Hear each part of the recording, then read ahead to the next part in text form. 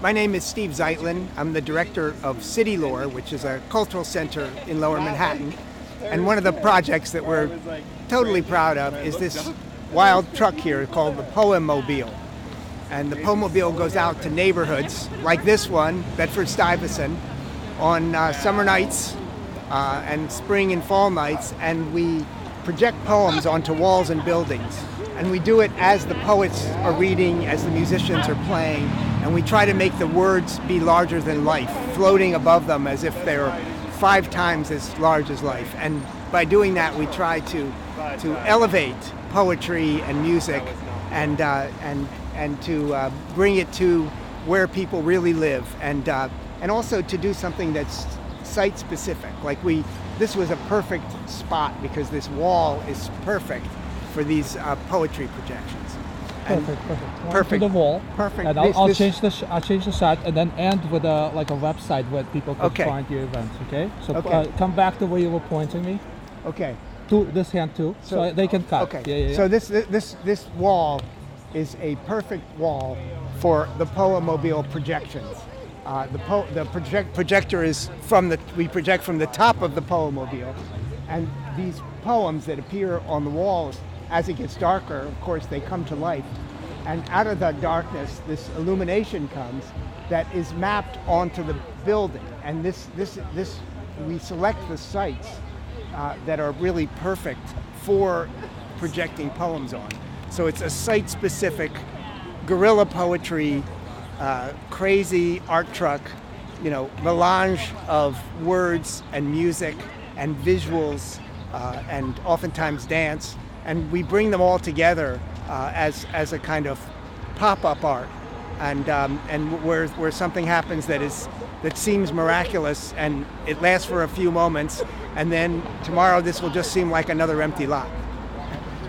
Okay, and then to find where you are, what people and to find out more about the POEMobile, you can go to www.citylore.org, CITYLORE.org, and look for the poetry programs and the POEMobile, and you'll be able to read a lot about it. We've been in all 5 boroughs. We've been probably 30 different spots doing these wonderful pop-up events.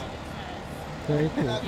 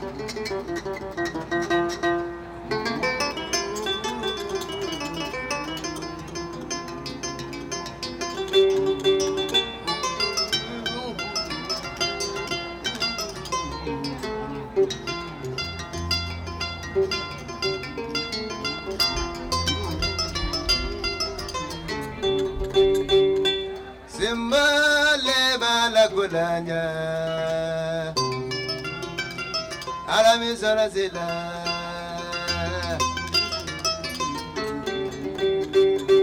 Simbole balakulanya Alamizora zila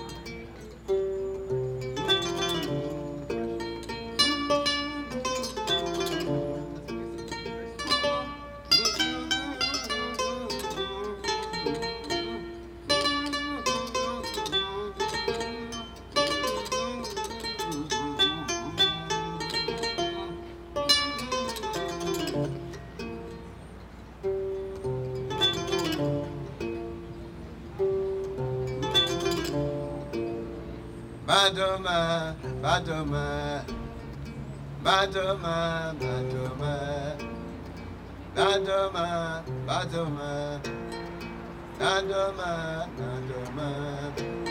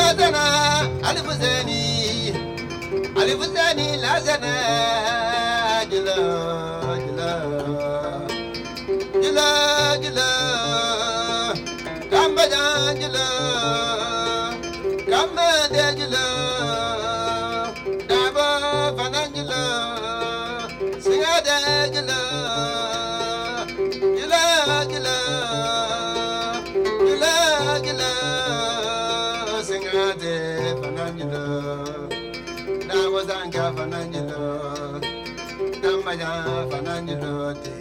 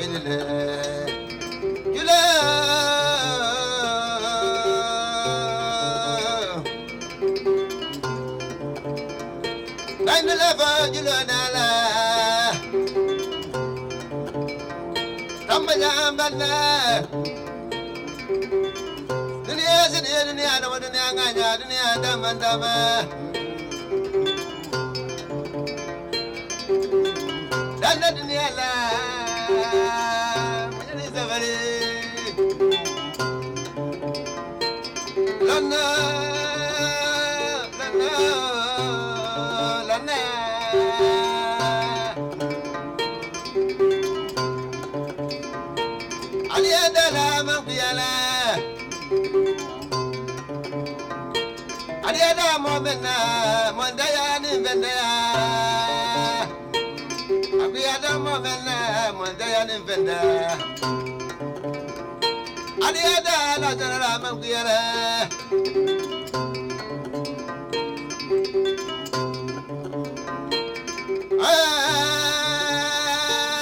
Babu, babu jeng.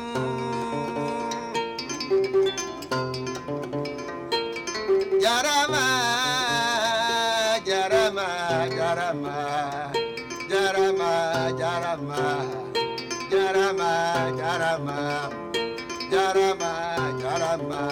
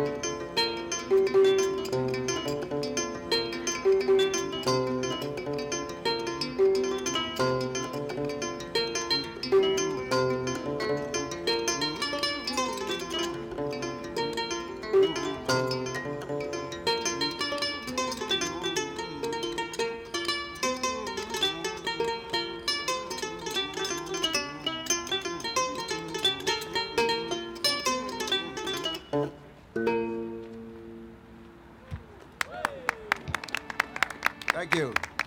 Thank you.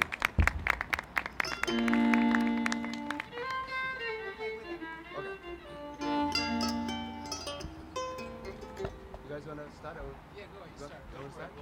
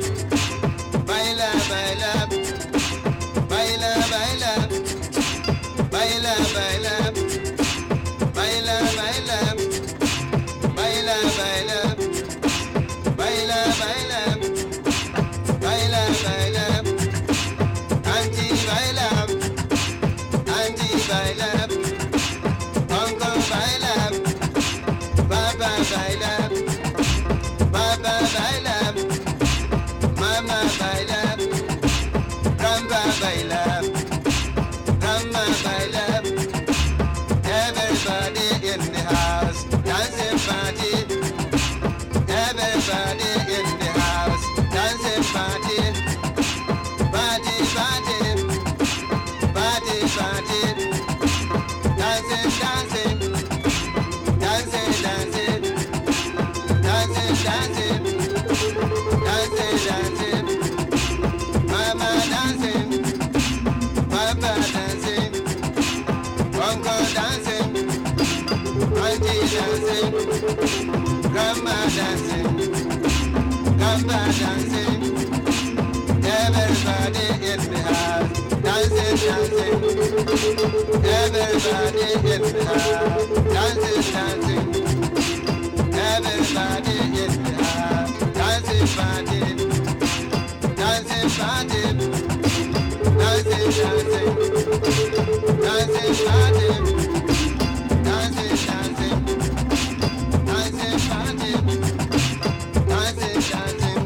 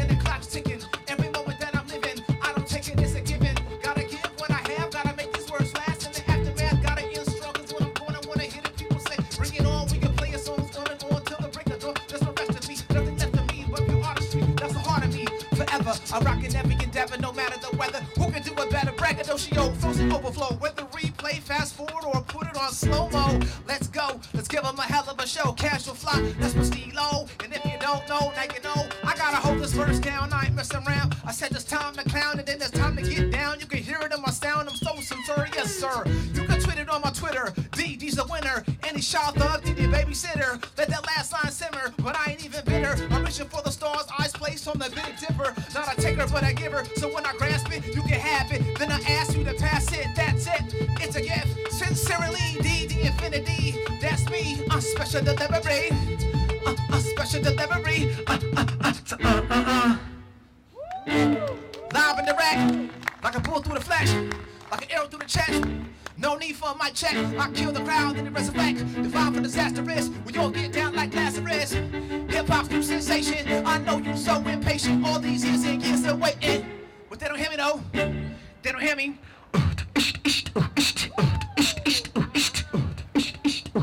1, 2, 3, again. Live and direct, like a bull straight fist through the flesh, like an arrow straight fist through the chest. No need for a mic check. I kill the crowd, then it resurrect. Divine for disaster risk. We all get down like Lazarus. Cause the beat is so John blazing. You can call me Sean amazing.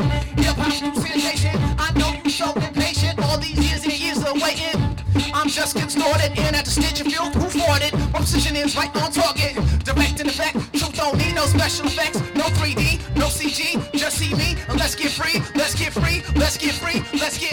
Ain't no stopping us. Ain't no stopping us. New age, new wave, but the conscious populace. For the conscious populace. Direct in every metropolis. They don't know what to do with us. Come swimming upstream.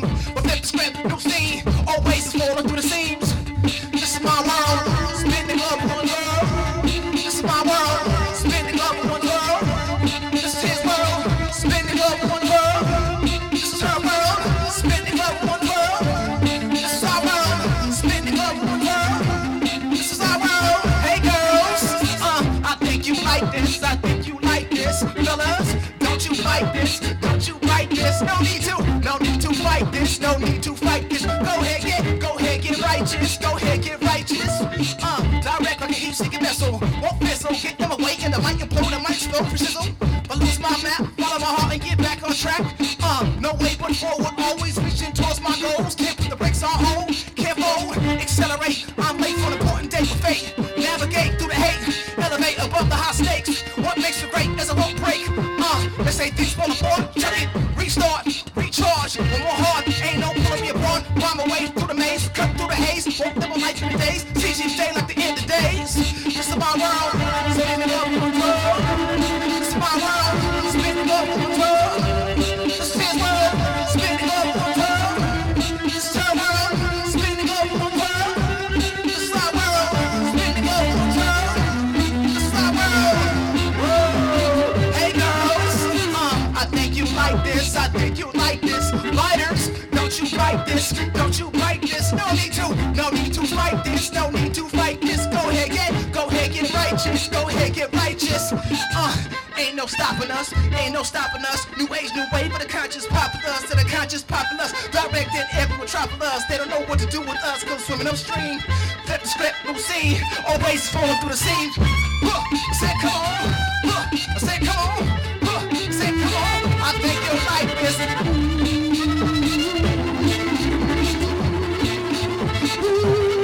Now clap for that. Clap for that. Clap for that. Clap for that. Say clap for that. Clap for that. Clap for that. Clap for that. Clap for that. Clap for that. Clap for that. Clap for that. Yes, sir. Yes, ma'am. Hot damn.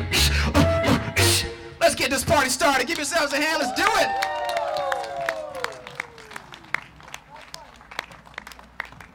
Hi, everyone. I'm Steve Zeitlin, the director of City Lore, and along with the Bowery Poetry Club, we sponsor the POEMobile that goes out to neighborhoods and projects poems onto walls and buildings in tandem with live readings and performances. And we're so pleased that tonight we're part of the 11th annual Penn World Voices of International Literature Festival. It's happening May 4th through the 10th, and the theme is on Africa. And it celebrates the transformative power of the written word as 100 writers from 30 countries gather in New York for the Penn World Voices Festival. Join in a wide range of debates, readings, workshops, and performances all over the city. And it wouldn't be appropriate if it weren't partly in Brooklyn. And so we have tonight April Silver, who is working with the Penn World Voices Festival and is here with us tonight, who helped select these two classic Brooklyn poets to both do some of their own work and also and perform some of these beautiful poems written by African poets that we're going to be projecting a little bit later in the program. So the first part of the program, we're going to have the poets do some of their own work, and then later in the program, we'll do the projections of these gorgeous, gorgeous poems that will be read by Toni Blackman and Mo Beasley as well. So I want to take this moment to introduce the inimitable Toni Blackman, who I've known for many years. She's a close friend of mine. And before I do that, I want to have you give a big hand to the mighty third rail, who will be accompanying the poets and play all over New York City. The mighty, mighty third rail, as they're sometimes known as the mighty, mighty. There you go. So there you have it. Yeah. And I also want to have you give a big round of applause for Salieu Suso, originally from the Gambia, now from the Bronx. One of the most magnificent kora players anywhere, and who graces us throughout New York City at performances like this and Carnegie Hall, many different spots, as well as on the subways. So you'll be able to say hi to him when you find him in different places. But I've known Toni for many years, and Toni is a remarkable person. She is the first U.S. hip-hop ambassador to work with the U.S. Department of State and is the world's leading authority on ciphers, and she's traveled to over 40 different countries. She's on the artist roster for the Carnegie Hall Wheel Music Institute and a sought-after speaker and facilitator. She's an advocate of improvisation, and she teaches freestyling. She's considered one of the best freestylers in the country. And she started out as a debater. Maybe she'll tell you a little bit about that. And she's going to be our host for tonight. So without further ado, let's have a big hand for Toni Blackman.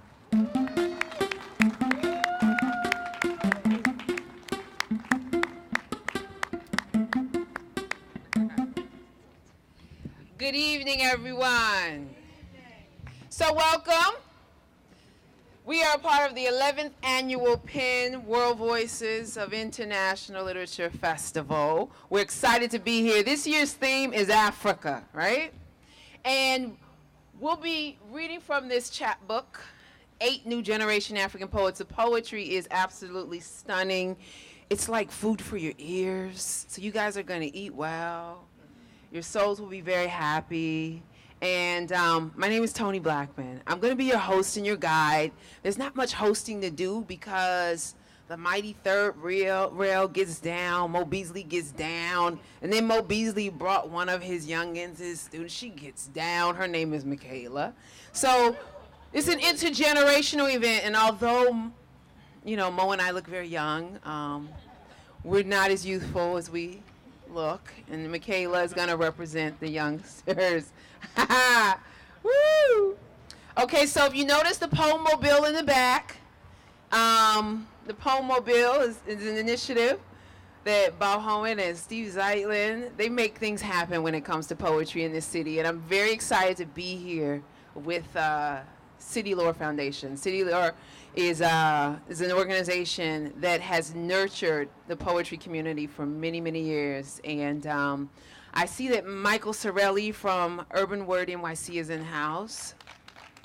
And he already gave a shout out to April Silver, Drake Holiday from Mykela Work Songs. They are in the house. Please Google Mykela Work Songs. It's an important Brooklyn institution that's been around for 20 years.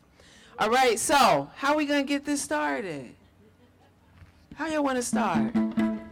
Music, a little music. So let's do a little warm up for my partner, Mo Beasley. I'm not going to tell you how many years I've known him because that might give away his age. See, Mo Beasley, he be a poet. and he walks down Fulton Street like he know it. Sometime he comes down Bedford Avenue with some bright red shoes, going to Jollof restaurant to eat some good Senegalese food. What? Yeah. So he came here tonight to read some stuff that he wrote. Yeah. Mo Beasley, he's an educator. He's a community elevator. He's a community agitator. Yes, and the founder and creator of the successful series Urban Erotica. Yeah, his name is Mo.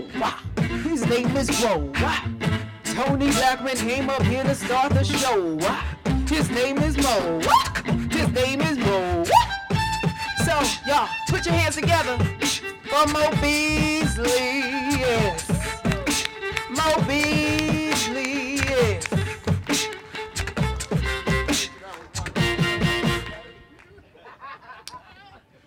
Toni Blackman. Make some noise for Toni Blackman. And the mighty, mighty, mighty. Yes. So since she blew me up about a show called Urban Erotica, and this lot across from the church, and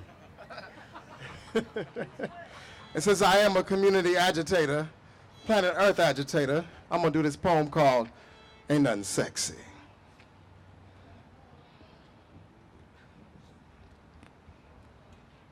So it goes something like this, mighty. Do-do-do-do-do-do. Ain't nothing sexy. Do-do-do-do-do-do. Ain't nothing sexy. Ain't nothing sexy. Ain't nothing sexy. Ain't nothing sexy. Ain't nothing sexy. Ain't nothing sexy. Ain't nothing sexy about street sleeping, guilt sweeping. Situations you didn't create because you're too little, too insignificant to make those mistakes. It's the corporate monster that sponsors the game. Survival of the fit. Ragged dependence versus rugged individualist. And you gotta get yours before you help them. And I can't give them what they mind because I got too little and even less time. We're working 40 plus for uncles named Sam and Gus. Government of the United Snakes. And like a pack of Pavlov's dogs trained and tricked, we pay these pimps while our sisters sleep in their own ish. This ain't nothing sexy. Ain't nothing sexy. Ain't nothing sexy. Much more sexy the bankroll trips to the moon, or $40 million star probes into jism stains and Clintonian quasars. Much more sexy for bombs bursting in blood-drenched Afghani, Israeli, Palestinian, Iraqi, Syrian, or American air. Causing collateral casualties who never had a beef with me or you. And like Gil Scott said, ain't nothing casual about death.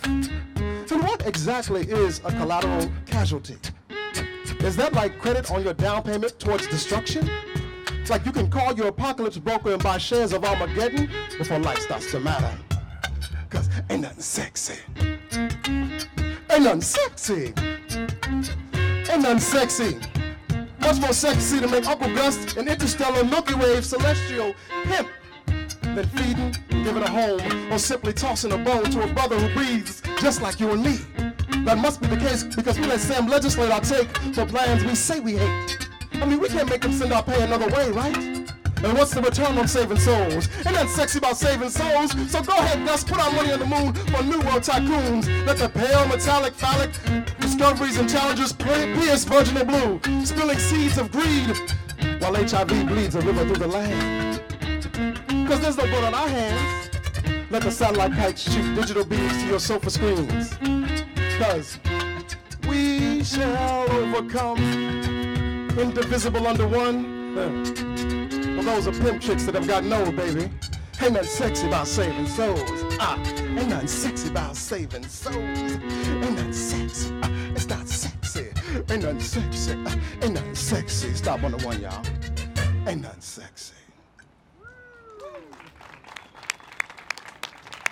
Thank you. And I beg you to make it sexy to save some souls, y'all. Make it sexy. Thank you, mighty. Toni also told you that I'm an educator.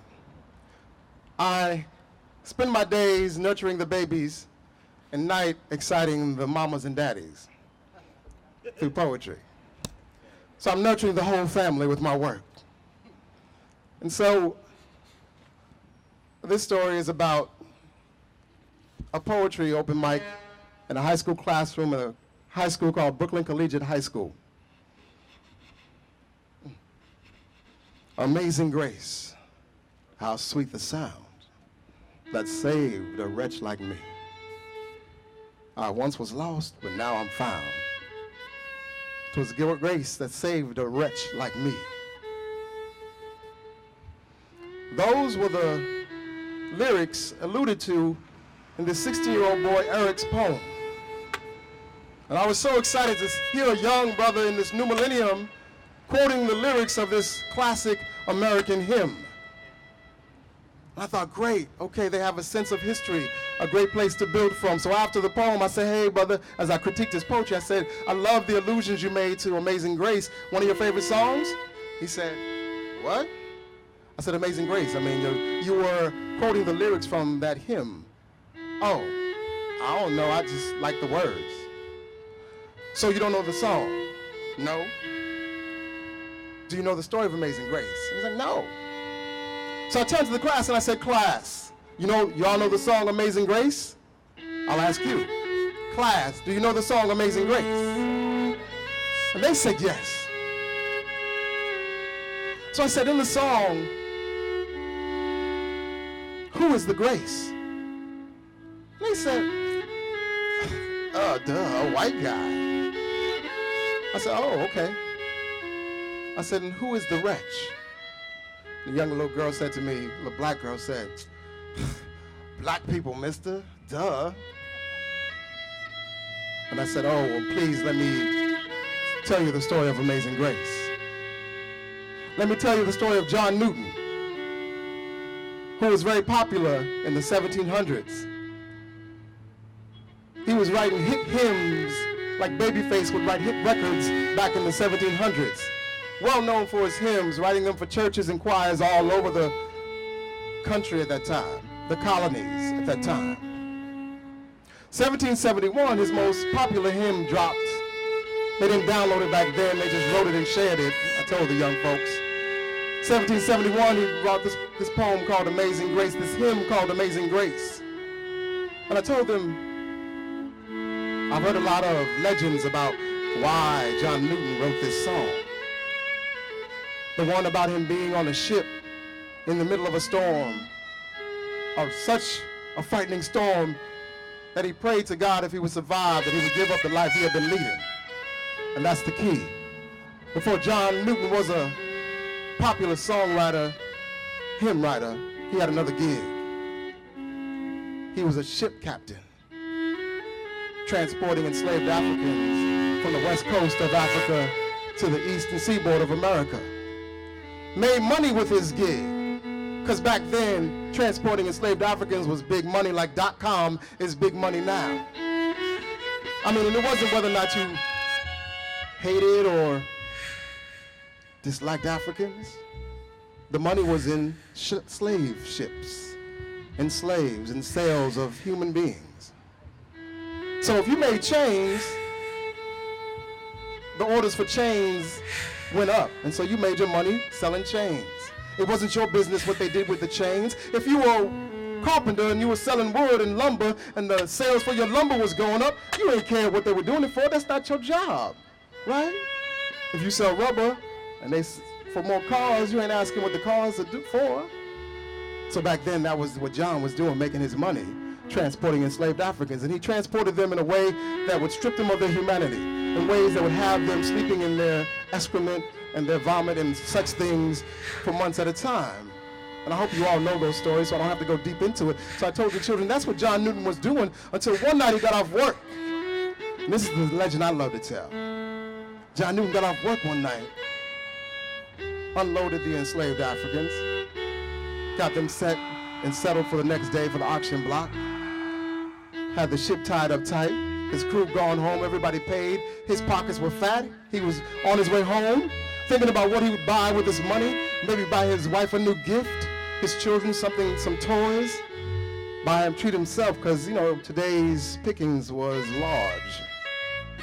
And as the legend goes, John was walking, and he heard a sound over to his left. Didn't notice it too much at first, but as he kept walking, the sound got closer, and he found himself unable to ignore it. So before he knew it, he was following the sound, and he turned off the path going home. And he got closer and closer to this sound, this amazing sound that was pulling him from his gut. And he saw that it was a church, and so he wondered, oh, it's the choir singing, but he had never heard a choir sing so beautifully. And he walked down the path to the church and up the steps and walked through the doors of the church and the chapel, and as he saw on the altar the choir singing, he was struck and stunned and shocked by the choir he saw singing. It was a choir of Africans singing, making this amazing sound. And he thought, how could they do that? Knowing what me and my colleagues do to them, how could they make such a sound? He was stunned and he was struck, and he found himself walking closer and closer to the sound. And before he could make it to the altar, he was full of tears. He was shaking from his toes to the top of his head, and he dropped on his knees and felt so wretched for having stopped such a sound or helped to make such a sound sound so blue, sound so sorrowful and beautiful and amazing, so graceful. And in that church, he looked up and he said to God, forgive me. I once was lost, now I'm found. It's grace that saved a wretch like me. And the legend says in that day he gave up his gig with the slave ships and went into the business of writing hymns, in the business and the work of spreading God's gospel, God's word, spreading love. Because that amazing grace had saved this wretch. And so I turned to the children and I said, you see, you are not the wretch. You don't come from the wretch. You are children of grace. In your DNA, in your bloodstream, in your bones, in the marrow of your body, you have the grace. You come from that grace. But if you think you're the wretch, well, you're going to act like a wretch. You're going to be ratchet. So I'm here to tell you today, babies, you are not the wretch. If there was a mad scientist who wanted to steal the grace, he could plunge a syringe into your bloodstream and extract the grace. You'd have to go through all that trouble. You don't have to go through that trouble. All you have to do is call on it. All you have to do is acknowledge it. All you have to do is know it and use it. That grace is the transformative power of pain. Use it. So when you get up in the morning, look in the mirror and say, hello, grace, not wretch. And even on the days when you feel wretched and ratchet, remember that you are a child of grace, and ask the grace to carry you, to lift you up, to hold you up. Be the grace, because it is that grace, your grace, that will save the wretch. Be the grace.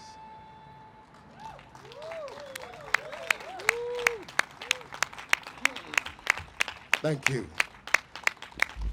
Woo! Y'all all right? Y'all all right? It's a day before Sunday, isn't it? Is it Saturday? Yes. Nice to do this piece right in front of a church. It's pretty hip. I like that.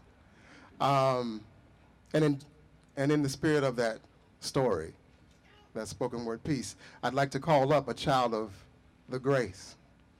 I have the wonderful blessing that my day job is to use my gift of poetry and storytelling and theater to enrich the lives of teenagers in Coney Island who have suffered from Hurricane Sandy. So my day job is working with a group called Youth Stand out of Brooklyn Community Services.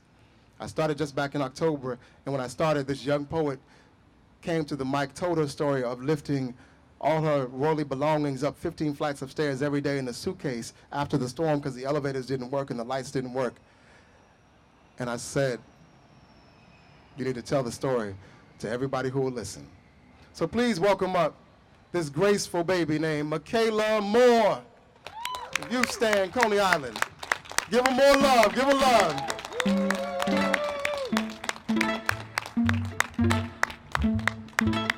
Hello, hello. So as Mo was talking about, I did go through Hurricane Sandy because I do live in Coney Island. So I wanted to share a poem I called Strong. If you guys can you guys slow it down for me a little bit? Thank you. Whatever you want to do. I was always told you can do anything you put your mind to. Stay in school and make something of yourself. But then I stopped being someone so young that I begun to realize that people wanted to see me fail. They wanted to see me never hold my head high and travel to the you can't be anything in life trail. But what they didn't realize, I was and still am stronger than ever. That no matter what they did to me, it won't stick with me forever. No matter what they said, it would never mislead me or let me listen to the lies and negativity they tried to feed me. They never knew how long I would last if I give up in seconds or years. They never knew that all the bad things they'd done, I'd never shed a tear. This made me strong. I am strong. I realize I have to be strong for me and fight for me if I wanted every goal in my life to be complete. They made me strong enough to look past the comments and rumors, to kill them with kindness, turn their insults into humor. Because they never knew, they made me strong. I would stand tall, and if I fall, I'll crawl until I walk and walk until I run, and run until I can stand still again and again. Because I will achieve anything they said I couldn't, I will win. They made me strong enough to be placed and land right back on my feet. Do anything I could so they won't smell my fear or see my defeat. I'm too strong, way too strong, for them to brand anything about me. For them to ever take something of mine as little as a hair strand, or let them rip up my hopes and take away all my dreams. I will always and forever believe that tomorrow I'll be an even better me. They never knew I was strong, but I'll show them. I will stay right here and continue to prosper on this land and never be gone. And they never knew that I was so strong, but every brick they threw at me, I used to stand on. Thank you.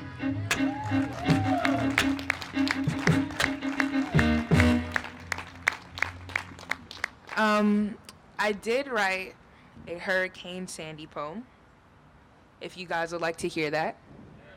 Okay. So this was a poem that I actually worked with Mo, who inspired me to write this, due to him working with me during this difficult time in my life. It's called Tear Me Down. We never thought it was that effective until we stayed. You watched the water rush down your block, you closed your eyes and prayed that even though Sandy can wipe away everything I own, your shoes, clothing, pictures, and secrets would be shown in that water. It would never tear you down. From Coney Island to Rockaway Beach, from my building to yours right across the street, the water came and it rose above the concrete to make you feel fear and defeat. This water did not just try to take away your property, but also your pride and dignity. But look around you, the water is gone now. Sandy has done its damage just trying to break you down. The water has taken away all the materialistic things, but this water shouldn't take away your whole being. You may look back at this day, shed a tear, frown, but you should also say you didn't tear me down.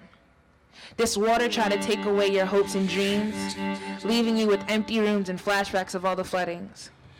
But I want to give you a bow, because I see how you love now. Whether it's towards your family or friends, you never let Superstorm Sandy bring you to a complete end. So look back at Sandy, now how destroyed but built your town, and shout out, you didn't tear me down. Thank you.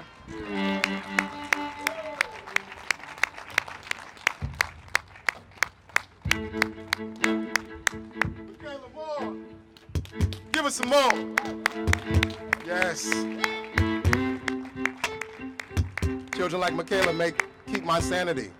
Tomorrow looks brighter. Thank you, Mykela. So it's time to bring up the ambassador. Yes, the world authority on freestyle ciphering. Y'all need to make a whole lot of noise and welcome her back. Bring her back, Miss Toni Blackman, please. She can't hear you.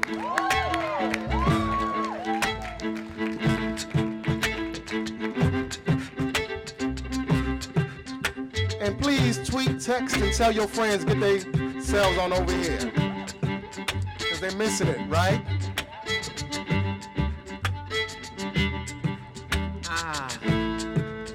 Yes. Here we go. Again.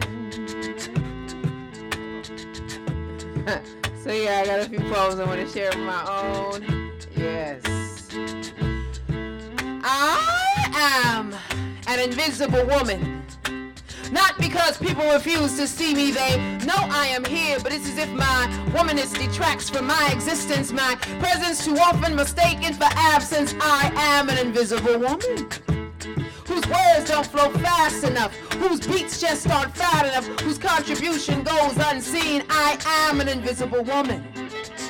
They know I am here because I was there. See, I rock the mic as he did.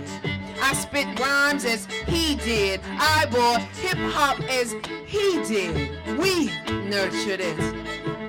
I am an invisible woman. Now, I may not be seen, but I'll be damned if I won't be heard.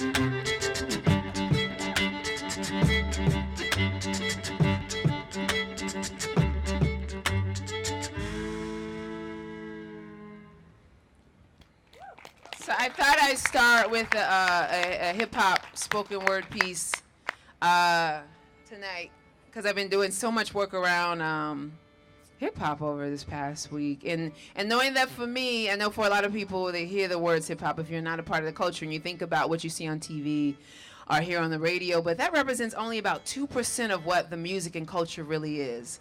And if you were to travel around the world, you'll see manifestations and examples of hip-hop that are positive, uplifting, educational, inspirational, and even healing in some very impactful ways. And that's the work that I do. That's the work that we do here. And so we speak from our perspective. We're tired of defending it. What we do is we just ask audiences to learn more, because there's a lot more. Okay, so we're gonna start with a poem. I did it the other night. I need glasses. The doctor gave me a prescription, but I never went and got it, and now it expired. Someone get Toni some glasses, please. Let's see if I can see this. If not, I'll do poems that I know by heart. Okay, here we go.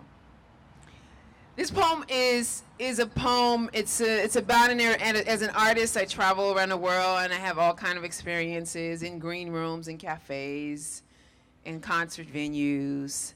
This was at a festival in South Africa. And I can't say his name, but there's an artist. He's a world famous artist. God bless him. But this poem is called Let Me Do That. The man from Portugal said he wanted to twist my hair for me. I sitting with oil and comb. He's standing just so. Standing just so with his hands in my hair. Us talking like old friends. He sings a song from Mozambique. I listen. He beatboxes. I rhyme. He places his lips upon my neck. I move away. I thought you wanted to twist my hair. It is you I want. You may twist my hair.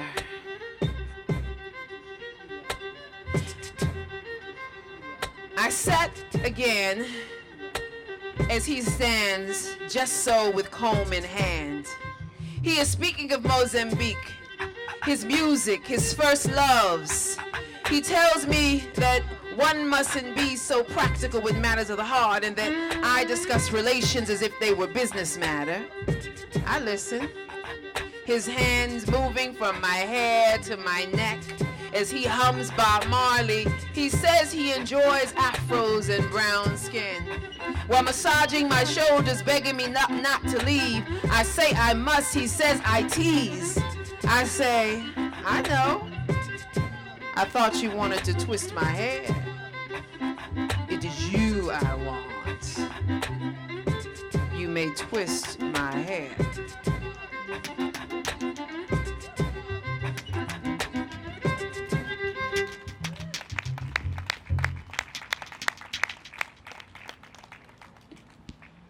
Okay, I hope I'll be able to see the other poems I can see because they're on bright white paper. So maybe, let's see, well, this works. I guess this is my lesson. Go get your glasses. Okay, I can see this. So this poem, it's not a blues poem. It's a journey poem. It's a poem that I'm on this path of trying to understand life, the current circumstances, the climate that we're living in, racism. And I knocked down the one light I do need. Okay, so, thank you, Curtis. Okay, Chris is coming, the light man. Thank you, Chris. Uh-oh, I messed up. It's okay. I told my students it's okay to make mistakes. Look at that, the light is bright. Okay, so this piece is, I tried to write this poem, right? And I tried to write this poem, and I've been trying to write this poem for Mike Brown. And I've been trying to write this poem for Mike Brown since August. But then I think if I write a poem for Mike Brown, then I must also write a poem for Jamal Crawford, for Eric Garner, for Ramarley Graham, for Kamani, for Amadou Diallo, for Patrick Dorisman, for Usman Zongo, for Sean Bell, for Orlando Barlow, for Wendell Allen, and that's a lot of poems for a lot of people. And then I realized it's not the a lot of poems that's stopping me from writing or finishing this piece, but it's the a lot of pain, a lot of anger, a lot of sadness, a lot of frustration. And I close my eyes thinking I might be able to meditate or simply pray it away, but there aren't enough ohms or amens, amens, or hallelujahs. Not even enough nam yo ring yo quos to eradicate, alleviate, or heal the wound. The wound so open and so fresh yet so old. It feels as if it's a part of my DNA. It's like a genetic disorder. And I identify what it means to live within this particular skin I am in, as if it was tattooed to my big toe upon exiting the womb. So that each time I look down at my feet, I'd remember my place in this world. Not at the top of the mountain, but as strange fruit hanging from the tree. I've been trying. I swear to you, I've really been trying to write this poem for Mike Brown. Then I thought, maybe I'll just get online, say something. I thought maybe the hashtag homages would suffice, but they didn't answer the questions of a grieving mother, of the grieving aunts and grieving fathers who asked after the first bullet, why a second bullet and why a third? And I swear I heard his mother's cries all the way from Flatbush Avenue. Kimani's mother, I swear I heard her cries. And it felt like beats from a passing Jeep, penetrating my chest, drowning out the sounds of everything else I was listening to in my apartment. See, I told y'all, I've been trying to write home. It starts in St. Louis with the killing of an unarmed 17-year-old boy. Shot 10 times. Then I hear the sound of 11 rounds circling my head like hungry crows in Brooklyn. Kimani. His name was Kimani. I've been trying to write this poem. But shit, I can't even sleep. I mean, and how does a young soul rest in the midst of this? And how many prayers does it take to get to peace? Rest in peace? When every 28 hours guns are drawn, triggers pulled, gone is another mother's born. Who knows next to be killed? I mean, you know the drill. Stop, frisk, stop, frisk, stop, frisk, stop, frisk. Time is only taken when they stop one of the 5 million, most of whom are innocent. I've been trying to write this poem for Mike Brown. I thought I had time before the next Mike Brown, but I made a mistake. Why in the hell did I wait? Maybe it's too late. That's the feeling I just can't seem to shake it. People keep asking, what is it going to take? There's no reasoning with the unreasonable, especially when it's open season for the killing of melanin-rich beings. I want to put some words together, you know, make them make sense. But it feels as if the winds of change are gonna have to blow stronger, so the future can be a safer place for living, a safer place for breathing while black, for walking while brown, for driving while black, for breathing, for living. See the sun has been forgotten. These babies, both young and old, see, it's still someone's child, even once grown. With the sun and the skin kissed by the sun.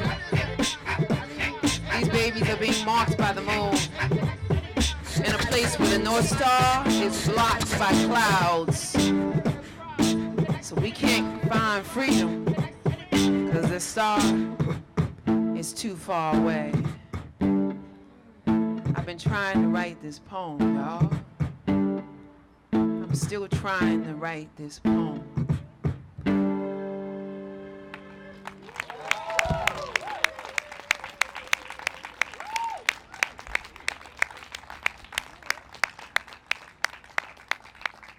Okay, so we're going to,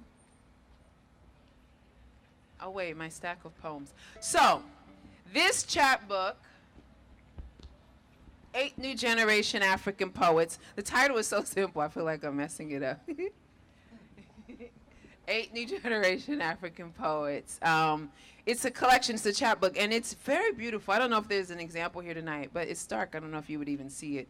But we can show it to you before we leave. But it's just a wonderful investment for anybody who's interested in literature and art.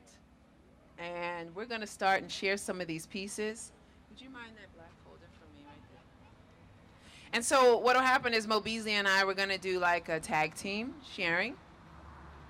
And since the poets are not here in the States with us, we're going to do our best to represent. We apologize in advance for any name that we may not. We should have practiced. What countries we have in here? I know we got Senegal in the audience. What other countries? South Africa. We got Mali. Who else? Gambia. Gambia's leaving. I see tiptoeing out the door. Oh. Come back, but Gambia. I'm not going to call them out. Come back, Gambia. Okay, but you ready? I'm ready. I'm ready. Chris, are you ready? Okay, good. So we want to thank Chris for projecting these images on the wall for us from the POEMobile. I think it's a really wonderful concept, and maybe we can do more of this in the summertime, Kim. Chan from Penn. You're not cold, are you? Okay, can you see the paper?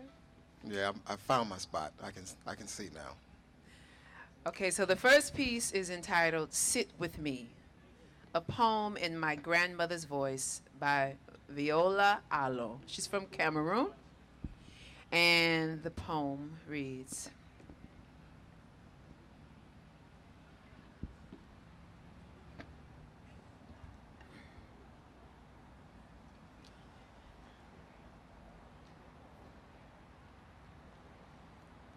Chris, are you waiting for us? I think your words trigger. When you die, you leave everything behind. You do not take a single thing with you. You do not take the shirt you are wearing. You do not take your socks and shoes. You do not take your head tie and earrings. You do not take the necklace your mother gave to you. You do not take the pots she got from her own mother.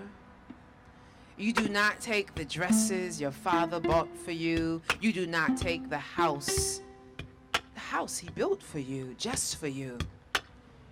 You do not take the farm your parents watched over. Someone else will roast and eat the chickens in your farm. Someone else will cook with your dry firewood.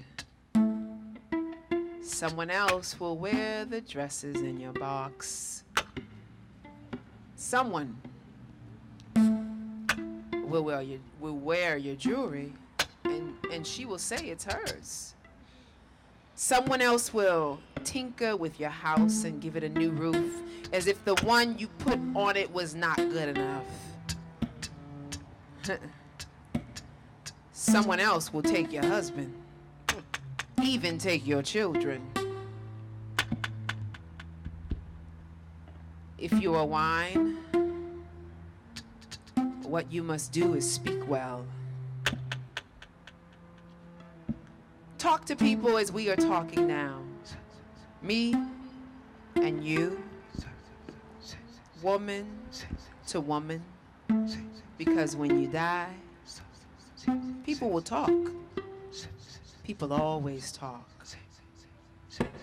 And when you die, people will not only speak of you, they will speak for you. And you will have no voice, no say in the stories they tell.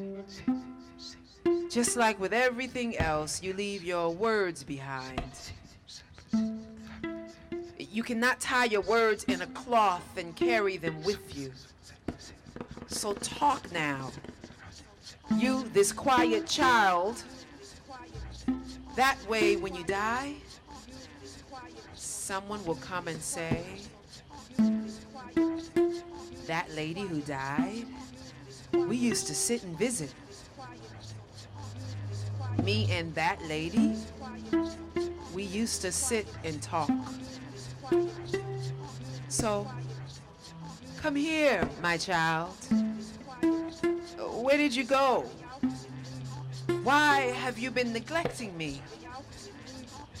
Come. Hold my hand. Let us sit and talk.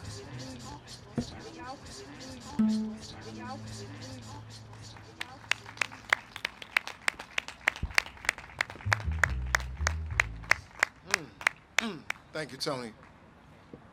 This next poem is by Peter Akinlabi of Nigeria. A brief history of my stutter.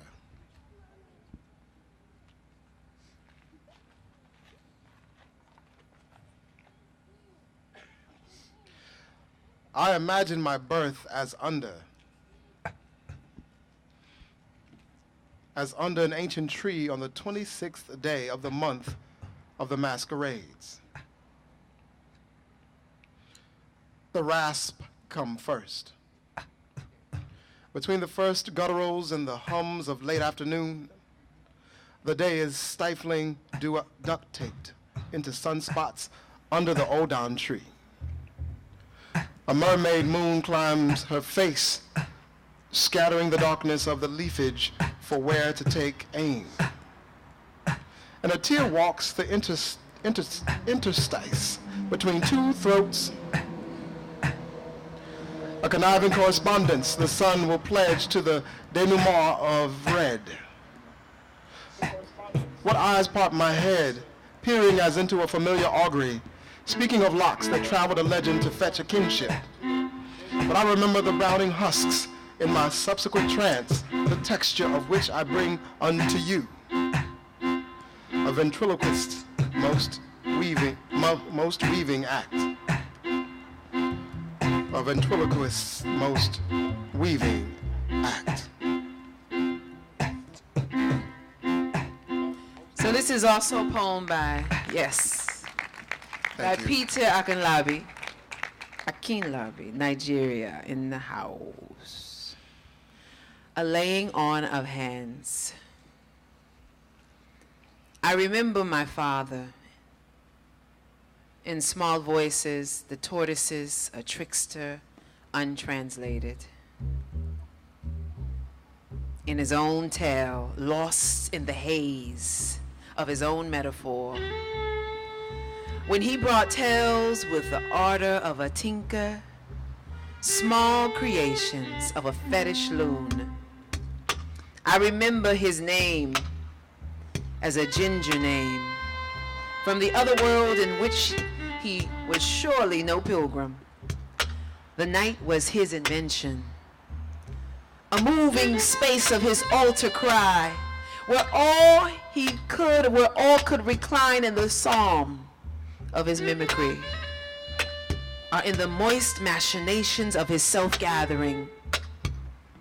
Puzzles must begin as prayers, he said, mystifying call and response movements, setting children out on stilted ledges, forest of forms and calories. We had started with such inventiveness. He, pulling the mask beyond the face, I, fitting the face into the imperfection of an unrevealing right.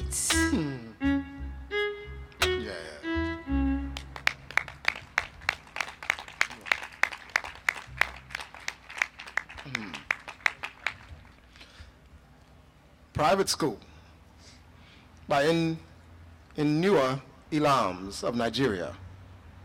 We're going to sit in Nigeria for a minute. I love the river that you're flowing, Mighty. Thank you. The year is 1641. My ancestor is an 8-year-old child of mischief. Flinching at the breeze, noosing his neck, he turns for reassurance from his mother, finds the sibling he is yet to love suckling. He swallows the sudden anger bright in his mouth and leaves the hut. Outside, night hugs the skies over the village, over each stride of forest, unfurl of leaf, each stem turning as it falls on the path he takes. He stops just short of the secret clearing where older boys of the village practice grappling from the waist. The steps to lift and throw a rival down. The champion wrestlers laugh at their awkward twist, and my ancestor aches to show his skill. Weeks ago, when his father explained strange boats longer and wider than trees had docked just beyond the valley, and he and a fist of brave men would journey to see who had come, he promised to keep from fighting, obey his mother. Months after, when the moon-colored men come, my ancestor, who is dragged up the hill to hide with the wives and children, watches the wrestlers try against a rain of gunfire and swords and screams as their bodies fall to chains. In the heaving darkness of a club, centuries later, I watch the silent island men sway to reggae, their eyes shut tight as if recalling private lessons. They twist with the grace of deep water and waves. They move with a sorrow only oceans know. They move with a sorrow only oceans know.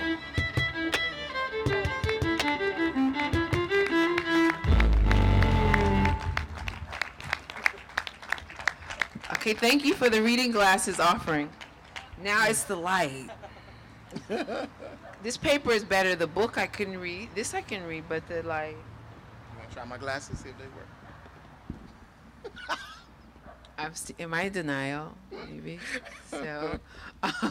So we traveled to Ghana in the anthology here with a piece by Janet Kofi Sekpo, and the piece is entitled Coast. It's a very short poem. Had we not taken the slow middle path, stretching inland from the broken neck of the archipelago, the shape of a fish on a hook, one eye brimming with betrayal. Had we traveled to that province, cut out like a stolen wig, egg blue on the map, where some trade freely and others are cattle, and had taken the road to Salt Pond or Winneba. From the Kita Lagoon, we might have rolled like gold coins on the thin lip of the shore. Instead, we sailed back across the lines, the sore red lines of our would-be captors.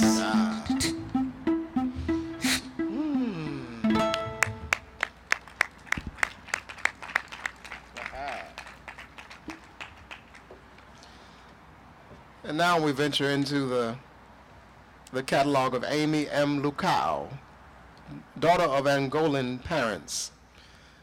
So we conjecture that she's first generation American.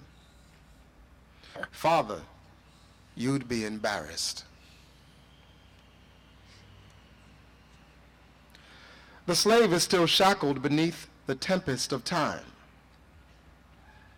Enlightenment, your ally, friend, has been abandoned, lynched, spanning north to south, somewhere between New York and Florida. Blood, the path to justice, normalcy, democracy. Phantom of false realities, allegorical proofs, is mute here. The new Colossus, no longer mother of exiles. Thank you.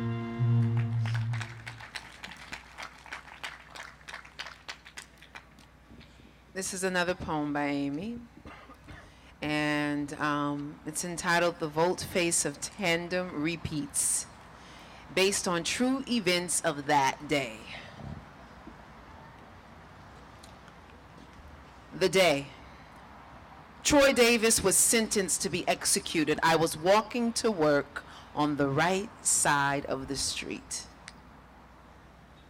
Saw a dead mourning dove. Startled, I walked over to the left side. Startled again, another dead bird, a blackbird. What? I said out loud, an omen. But I say to all of you in the future, you will see the Son of Man sitting at the right hand of the Mighty One and coming on the clouds of heaven. No mourning dove. Someone or something had removed it. On the adjacent side lay the blackbird, an omen. Now I speak unto you in Proverbs, but in that day I will no longer say to you, I will pray the Father for you. I will no longer be in that intermediate role. I will no longer be in that place where we are putting enemies under our feet, when we are fighting the devil, when we are wiping up the earth and getting rid of all the sinners and calling men from their graves and judging them.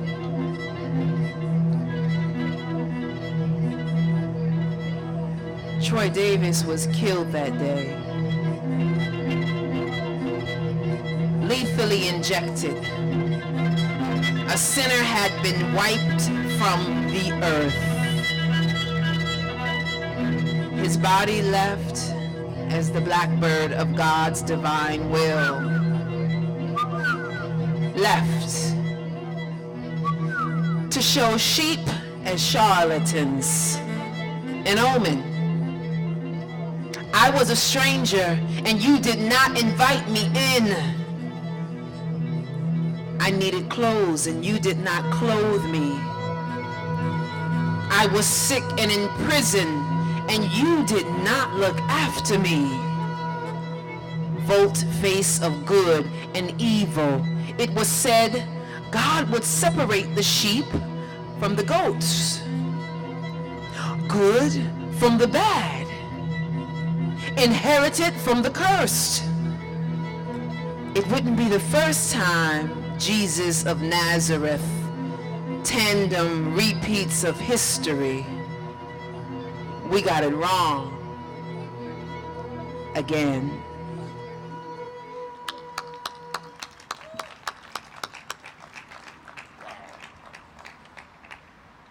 We got it wrong again.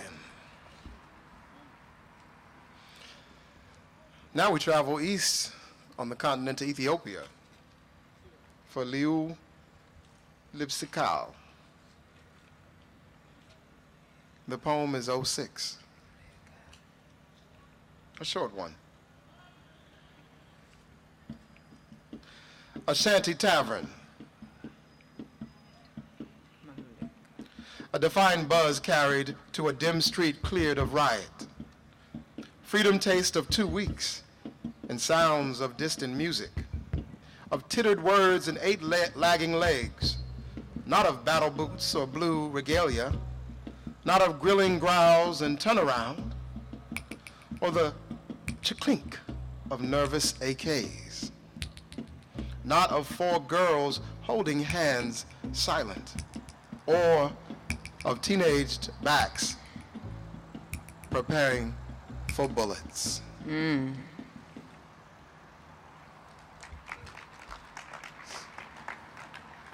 And now we go to South Africa. It's a poem entitled Black Girl. I guess they gave it to me. I think you should do that one. Because I'm a black girl. I don't know. Okay, so the name. You put it up there. Huyelwa Maluleka. I did it right? I did it right,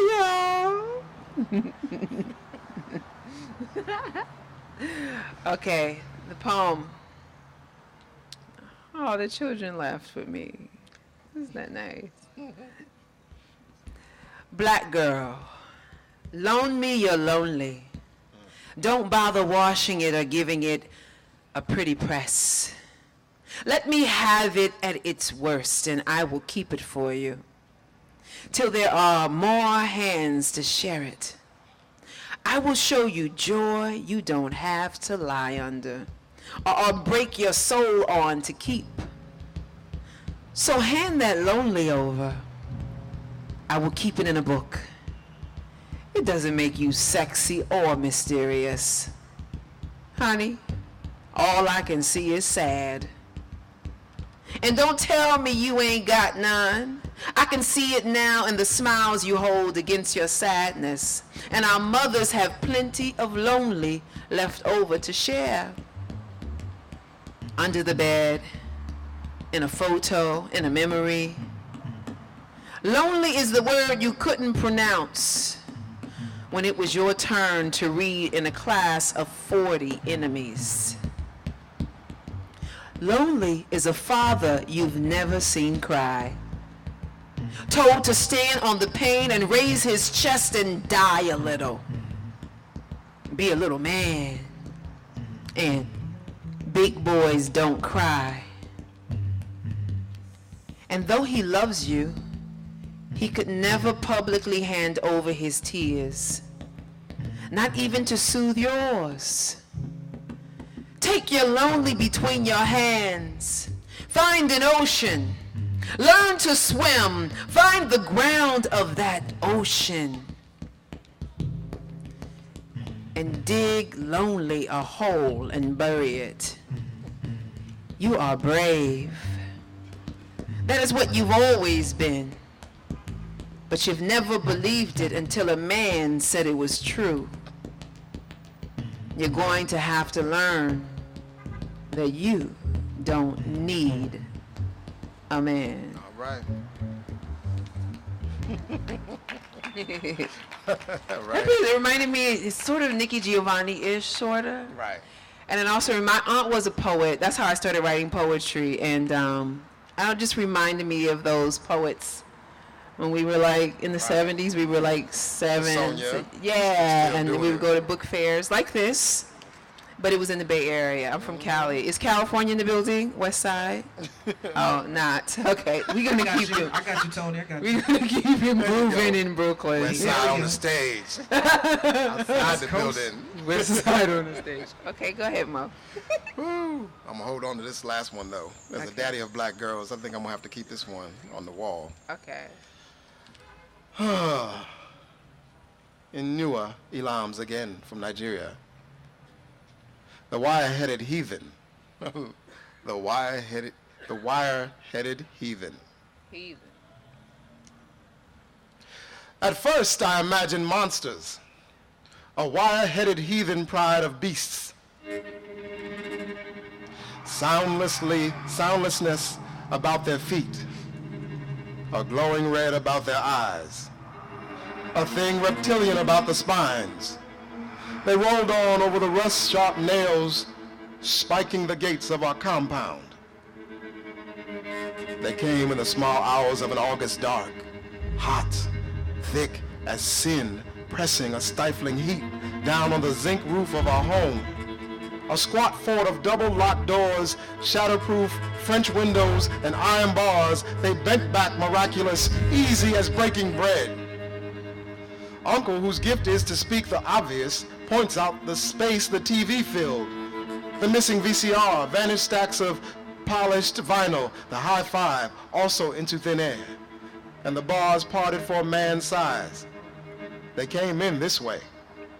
Thieves in the night. Outside, my little sister cries for reasons she can't articulate. Mother sings of loss and betrayal, her pain voice frail by father's side. When she cries louder, mother's tongue flutters tough as middle fingers thrust against the cathedral of night. A righteous fire after the culprits, Uncle says. Must be area boys, those hunger-scorched, weathered men I'd seen once pressed against the windscreen driving through Agenlu.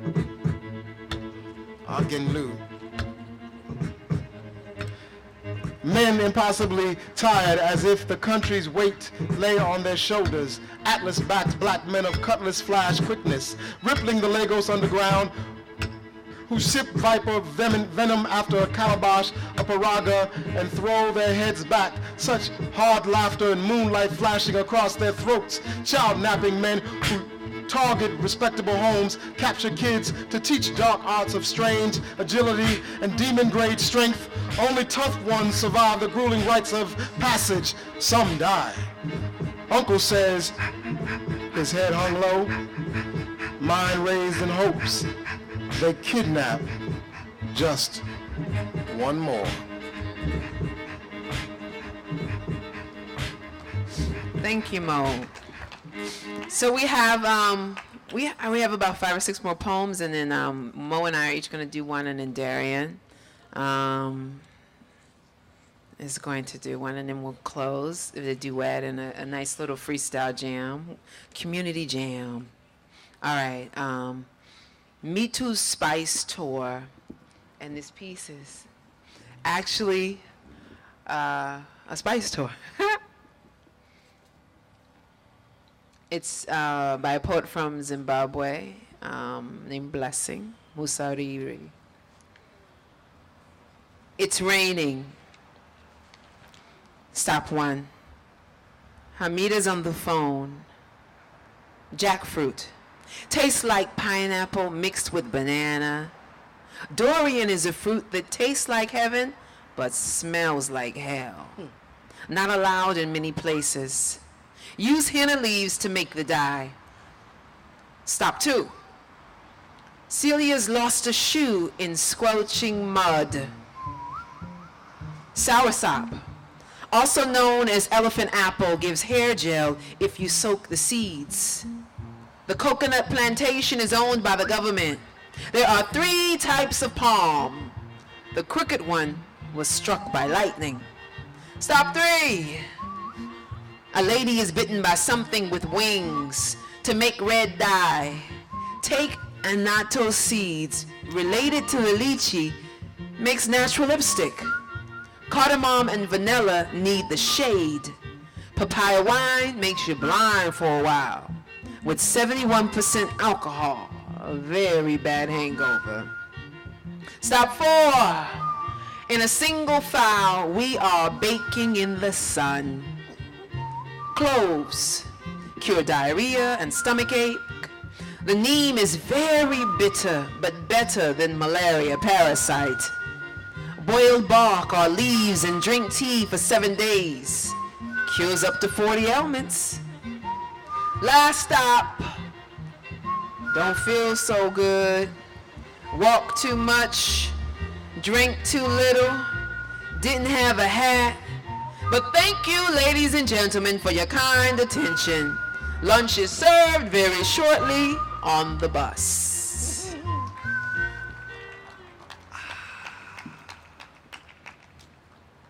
Oh, nice. Like this. Y'all like this? Anybody having fun? Make some noise if you're having fun. Yes. Please pick up the book and take it home with you. We're going back to Janet. We're going back to Ghana. Going back to Ghana. Going back to Ghana. Going back to Ghana. The Book of Puddle. The Book of Puddle. Listen to the rain as we settle down into bed, falling into a puddle on the curb, filling up the night under a lamplight as if we were in marshland or the dark oasis of a desert, as if it were the hidden language of nomads, a whole other language entirely. The rain keeps beating down on the tarmac, the road like a desert splashed with libations. But soon the puddle has spread, turning the landscape into marshland, and everything we've known is now under water. Until even the moon falls under the sky as the rain's persistent language stuns the stars into silence. Now marshland is the new territory, and written down with each raindrop is the Book of Puddle, forbidding the old ways of the desert and the nomads who live in the desert to live there or live anywhere as under new laws commonly known as the puddle laws. They no longer speak the right language. The nomads protest but are beaten down by harsh rains that cut through the marshlands. It's difficult to live in the marshlands, but there's no longer any desert that isn't already claimed by rain, down to the last grain of sand found once under a stone, which soon disappeared. The language of nomads is hidden in a puddle. Now all must observe the Book of Puddle and live by the puddle laws in the marshlands. Rain must fall, we must speak a new language. No one can think of those from the desert. Through no fault but their own, they lie under the water. The rains keep beating them down. Some of us dream that a lone puddle down in the heart of the marshland speaks under a bright star the language of the desert.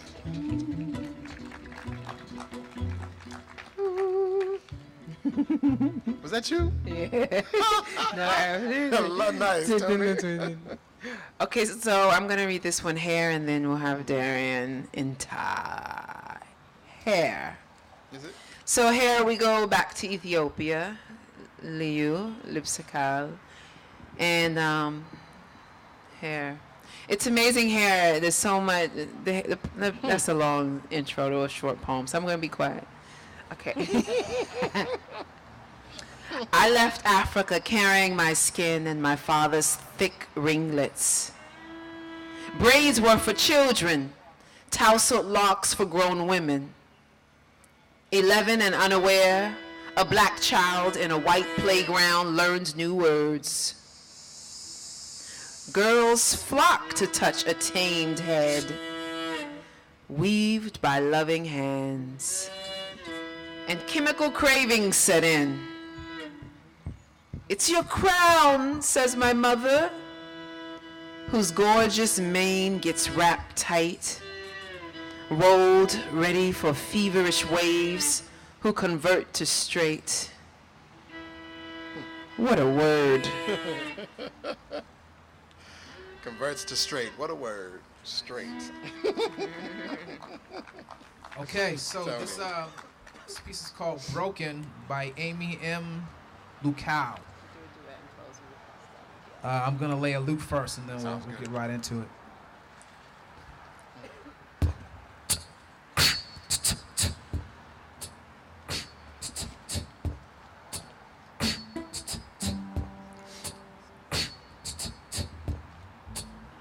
When the levees broke, bodies snapped. As water came, tiding hard. When the flood came, we were told, go to higher ground. Heard sirens, loud amphitheaters, a slow-moving area of low pressure over the Rockies, combined with a moist, southerly flow at all levels of the atmosphere will keep the threat of locally heavy rain and flooding in place into the weekend. All that was beautiful, absorbed, swallowed. I remember that big fish coming hard when the levees broke.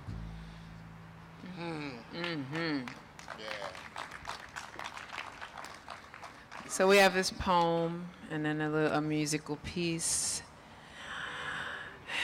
And then we'll do our poetry affirmations before we go. Yeah. It's misty night. This is by Viola Alo from Cameroon. The piece is called Bodies, Flower Beds.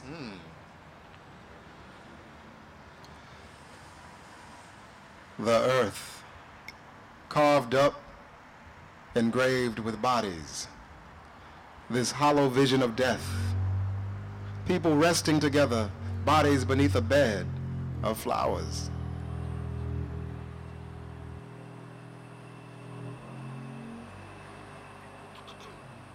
We soften death into poems and stories. The art of writing is just a way of wailing for the earth, carved up, sculpted by bodies. In Cameroon, hair from the dead is carried, mixed with camwood and kept. The living remember bodies beneath beds of flowers. What we seek through our endless studies sits beyond death. But the path to it is sinking into a carved up earth paved with bodies. The sharp shovel of silence briefly remedies the ear deaf to the voices of the dead, linking it to slender petal tongues in a flower bed. A poem or a story is an etching of memories. Dignity in the fragile face of loss. Soothing the earth, carved up, engraved with bodies. We hum together beside a bed of flowers. We hum together beside a bed of flowers.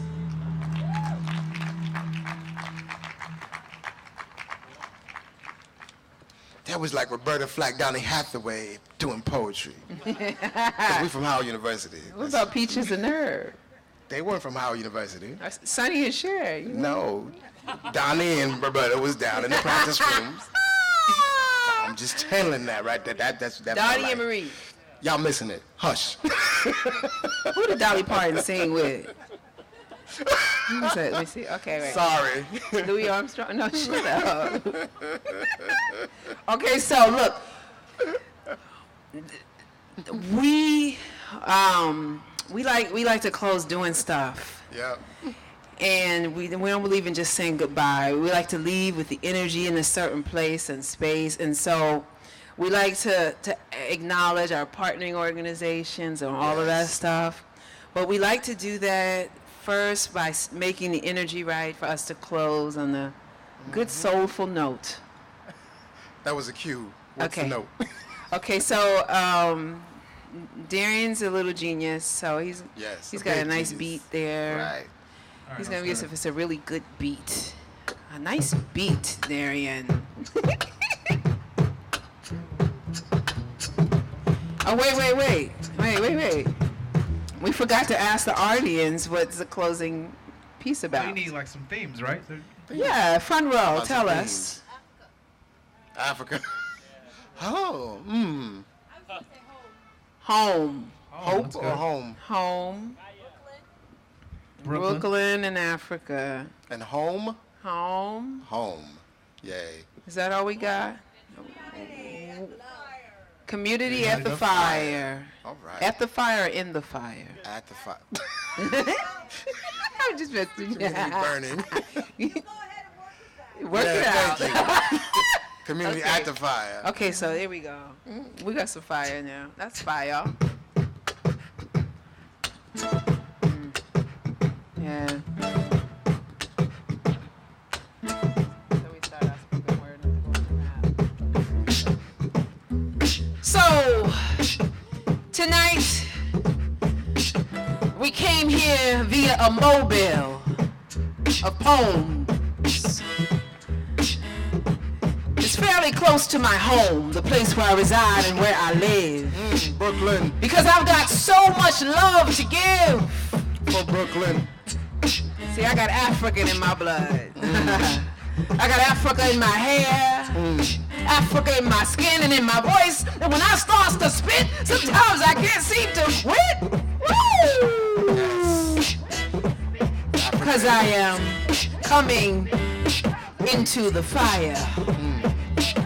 And the fire gets hot, right? It's sort of like summertime in Brooklyn when the air conditioning breaks. And it's like you can't wait for the super to get to your flat, to your apartment to fix it. So you gotta think real quick, kid. Turn up the fan, put some ice behind it, turn on the radio. Maybe NPR might be featuring your favorite band. Sound check, 1, 2. Sound check, 1, 2. Yes.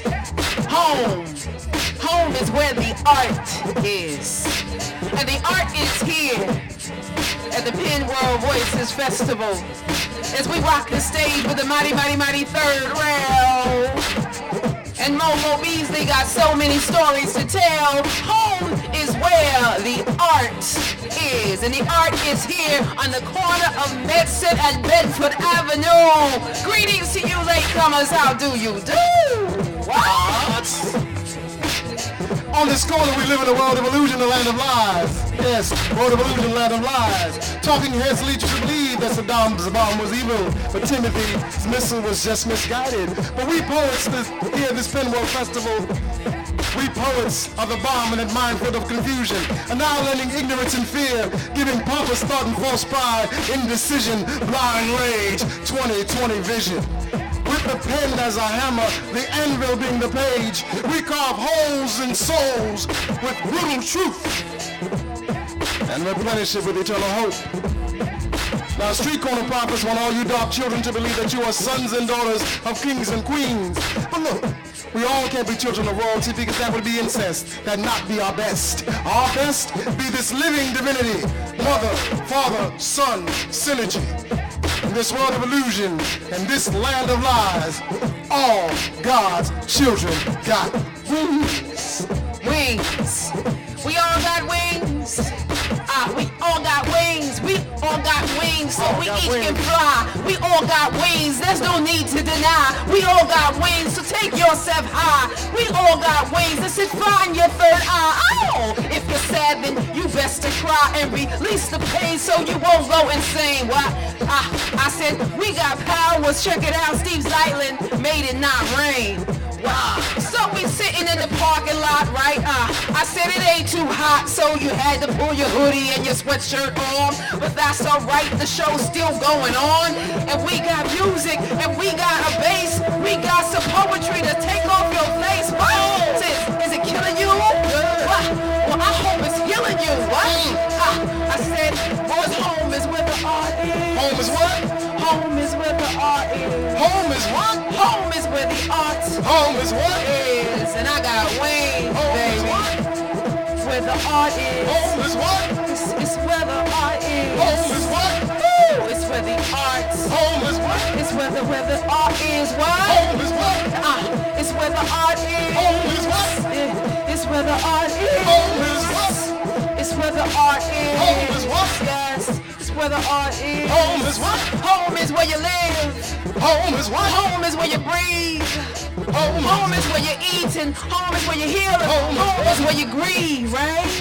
Home is what? We came to this place, to this space, to make sure that we brought poetry and art into each and every one of our homes. See? Home is what? Because we got to make sure that art survives and that poets are able to roam around the streets and share the words. Namo, the power of the word is up to me and you, that it is heard. We can't let the art die. We must make sure art lives. Because we who believe in the freedom of the pen. Yes. Because we believe in the freedom and the power of the pen. We believe in the power of the pen. By any means necessary was not originated by Malcolm, by the supremacists who want all you gay, straight, yellow, brown, black, and blue to not meet at the fire and spark a rising. We who believe in freedom cannot rest. We who believe in freedom cannot rest. We who believe in freedom cannot rest, for our enemy never sleeps. We who believe. And we who believe in freedom, we who understand where home is, we are a grateful people. We give voice to our gratitude. It would be rude to do otherwise, huh? Right? So, we want to thank the Pen Festival for including the POEMobile. Make some noise for the POEMobile. Words in motion. Words in motion. Words on rubber. And it is an honor to be a part of this festival this year. We also want to give thanks to City Law Foundation. It's been around since, what, 1986? 1986? What? Steve Zeitlin is in the building in the front row, and we just want Steve to know we give thanks. Raise your hand up, Steve. Show your love, y'all. We want to give thanks to Bowery Arts and Sciences, a nonprofit venue. A space and a place where many of us walked for years, and we were supported and nurtured our ideas. We had a space to present. Big up to Bob Holman, the founder of Bowery Arts, who couldn't be here tonight. He was our MC, but he's, can't be in two places at too many times. And I also want to acknowledge Mykela Work Songs. We want to make a whole lot of noise for Mykela Work Songs, April Silver, Drake Holiday. So Mykela Work Songs is a multi-service agency. Yes. PR, promotions, marketing, events, consulting, event planning. Yes. Servicing Brooklyn and New York City and all the boroughs in Jersey. Spreading culture worldwide. There we go. Yes. And I want to give a big up to my student Fernando Garcia, who couldn't make it. He is quite ill, so I want you to raise Fernando up in your prayers and your good thoughts. Please give it up for Fernando Garcia. We're praying for him. He's not doing well. Yes. And we want to thank Mykela, our young poet, for sharing her words.